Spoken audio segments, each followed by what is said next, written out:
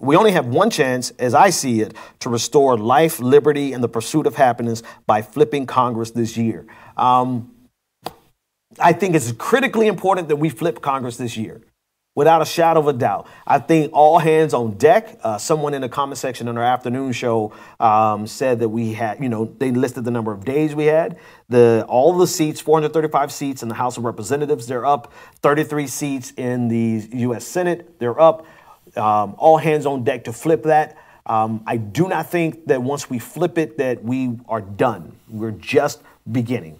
And once we flip it, it will stave off any other legislation that could, eviscerate our lives as we know it. So it's absolutely fundamentally essential that we, all hands on deck, make sure that we get a divided government. The most dangerous thing right now is to have a Republican White House, a Republican House, and a Republican Senate. We absolutely have to change that. But our work will have just begun, right?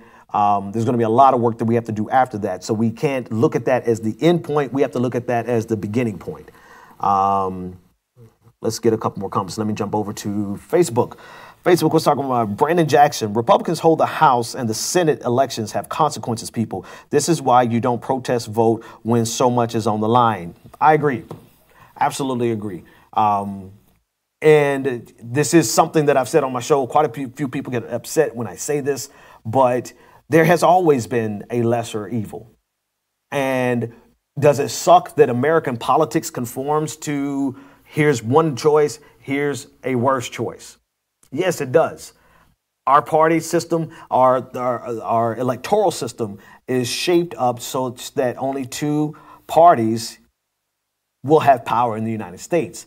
Does that always have to be the case? No, but in this last election, it most certainly was the case, right? And so these are the consequences of the election, right? So let's go down the list. Let's just for a minute, let's go down the list so that we can dispel with this beautiful talking point. It sounds good. It makes a great tweet to say, don't vote for the lesser evil, vote for the greater good. It sounds good, and it's beautiful, 140 characters, back when we had 140 characters on Twitter. But let's go down the list, right? So with this last piece of legislation, this tax bill, forget about the deficits. I don't really care about the $1.5 trillion deficits because deficits don't really matter as much as all the things that had to be gutted to make this possible, right?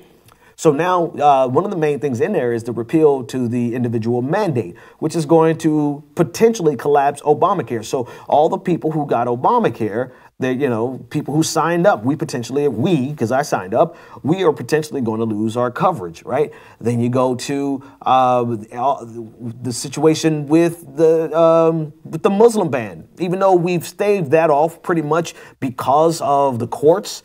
But this is the energy has to be expelled, placed there because of a constant onslaught of the Donald Trump administration.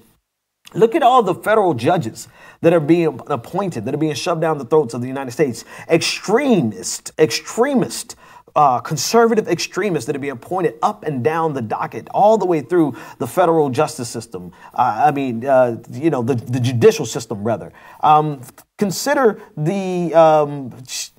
what's happening with the Dreamers. Consider what's happening with, just issue after issue after issue. Consider how he's carrying himself with regard to North Korea. Look at what he's talking about doing in Iran. He's getting ready, even if he doesn't intervene in Iran, he's doing everything he can to undermine the nuclear. He pulled us out of the Paris Accords.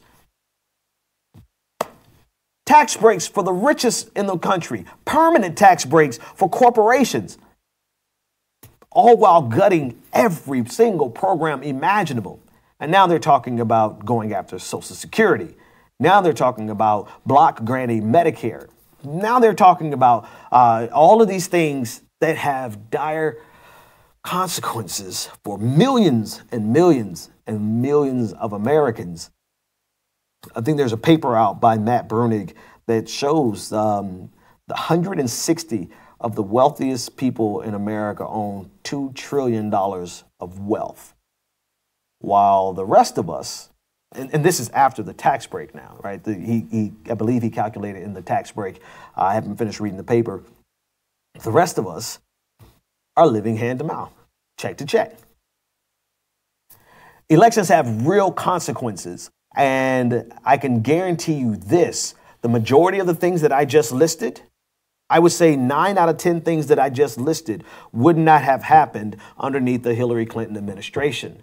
I'm pretty sure Hillary Clinton would get just as involved in Iran as Donald Trump wants to get involved. I'm not going to even pretend. I'm not even going to pretend there. But the majority of the things that I just listed, 9 out of 10 of the things that I just listed would not have happened underneath the Democratic administration. And back to the comment on YouTube that said that all we need to do is flip. This is the reason I don't think that that's the solution.